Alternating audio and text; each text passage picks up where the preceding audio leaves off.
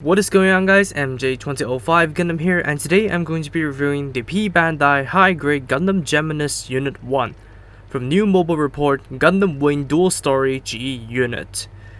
So this thing right here, I really have a hard time thinking about what to talk about because this thing looks amazing. Let me tell you that much. The proportions look absolutely phenomenal, and they have a lot of detail, especially in the lower body. So grab your panel lining marker and just put in all the details.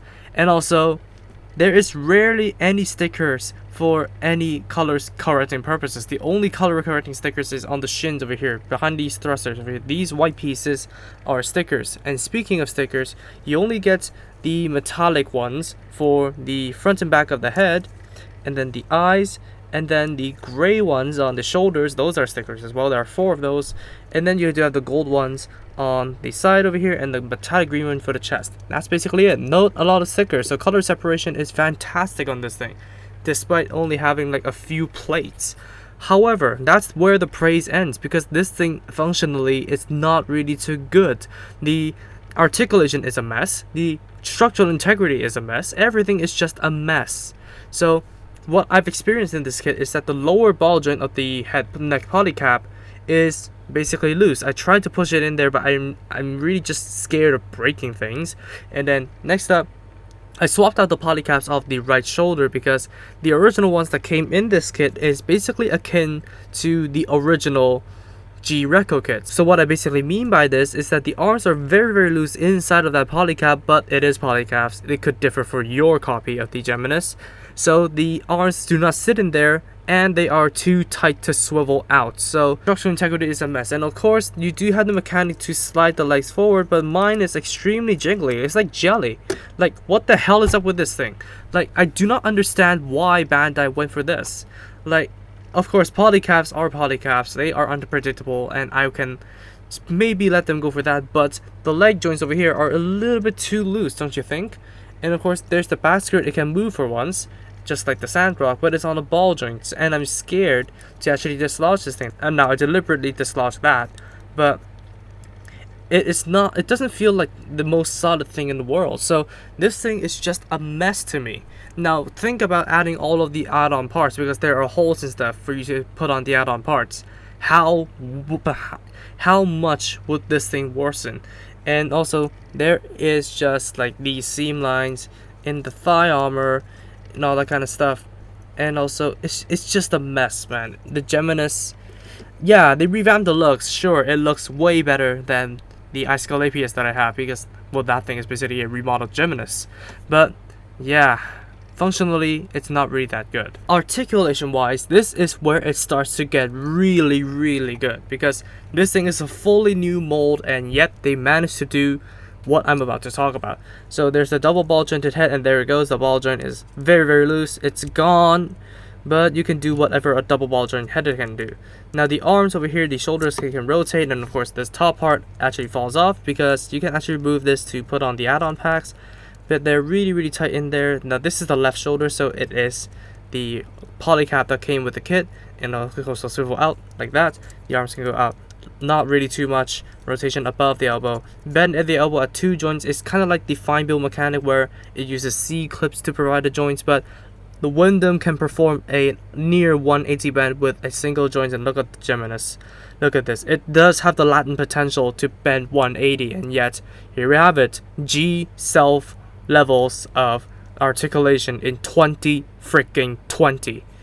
Okay, and then the wrists, they're very tight, which is very nice, and they are on ball joints. The waist doesn't seem like it can do much other than rotate, so despite being a double ball jointed waist, not really too good. Front skirts, they can move. Side skirts, they can move and rotate. Back skirts, they can move on a joint, and then the waist over here can actually swivel like this. It does tug the back skirt along for the ride, just like the Gundam Sandrock. And then the legs, they can actually swivel forward, which is what is causing that issue. So yeah, I do not know what the heck is up with that, but the other kits that actually have this kind of sliding mechanic is not really that loose.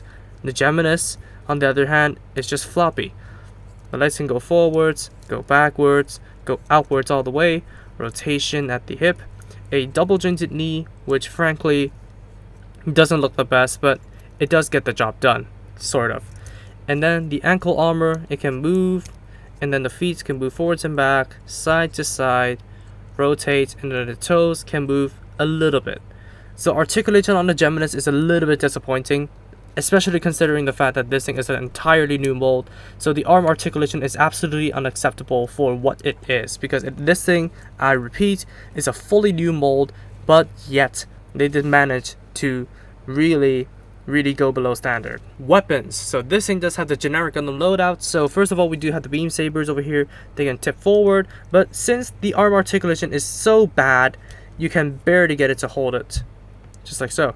And they are actually tapped onto the backpack with this just little peg over here.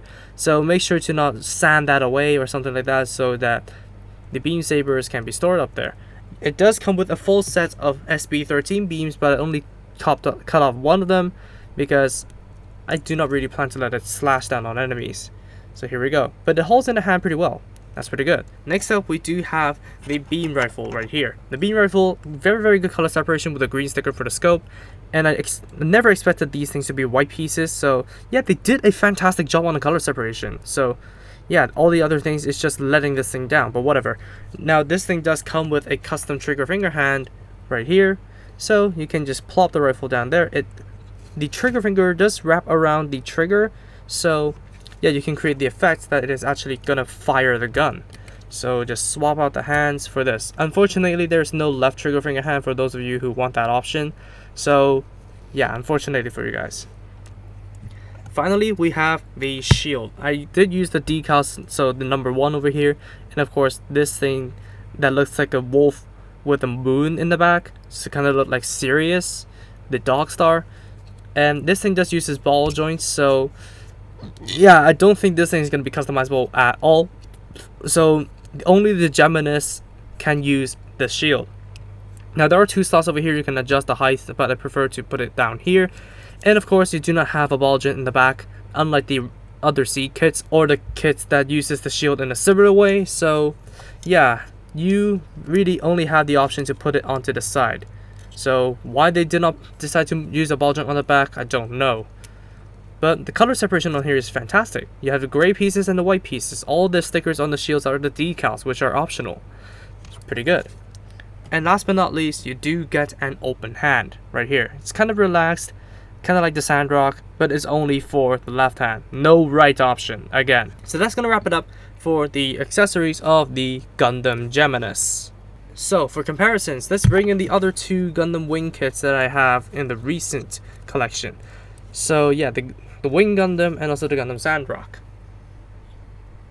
And let's bring in a normal Gundam, but this time it is gonna be the Gundam Unit 4.